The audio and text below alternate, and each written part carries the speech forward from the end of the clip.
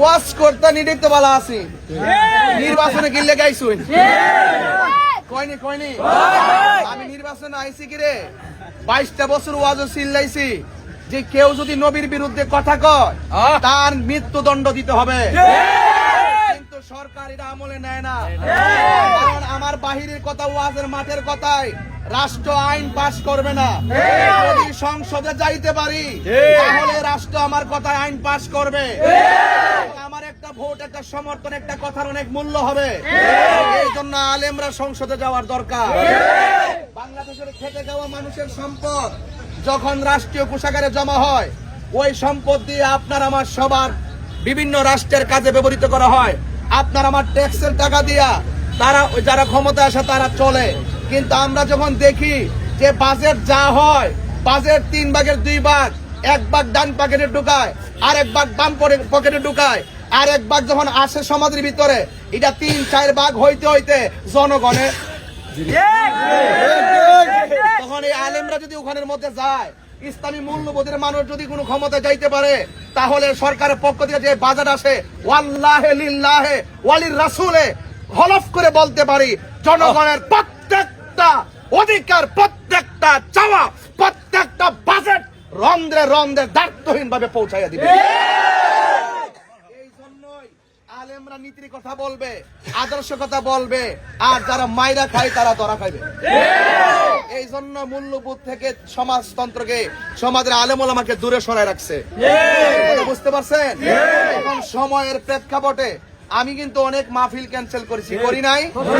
সব মাহফিল বন্ধ করে আমি আসছি। আপনার কি মনে হয় না যে রাষ্ট্রের যন্ত্রের সর্বোচ্চ জায়গা থেকে শুরু করে নিচ পর্যন্ত যারা আছে সবাই কিন্তু আমার ব্যক্তিগতভাবে ভালোবাসে? যদি ভালো না বাসতো তাহলে অনেক সময় রাজনৈতিক বিভিন্ন প্রেক্ষাপটে আমার উপরে বিভিন্ন ধরনের অ্যাটাক করতো। কারণ তারা রাষ্ট্র পক্ষ বিপক্ষ সবাই জানে যে তাহিরি হুজুর হক কথা বলে, সে সবসময় নীতির কথা বলে।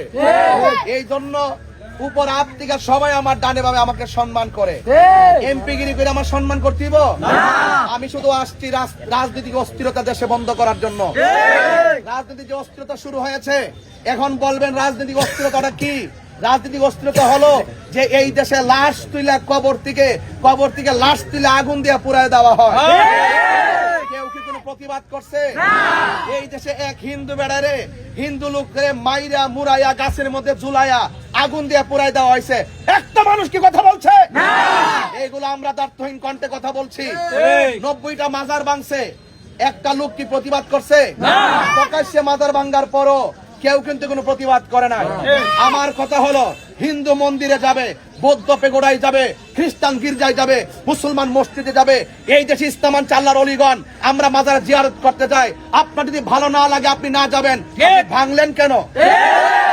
একটা হিন্দু অন্য ধর্মের হতে পারে, তাকে আপনি পুরাইলেন কেন? রাষ্ট্রযন্ত্র এই ব্যাপারে ঘুমাইয়া থাকে।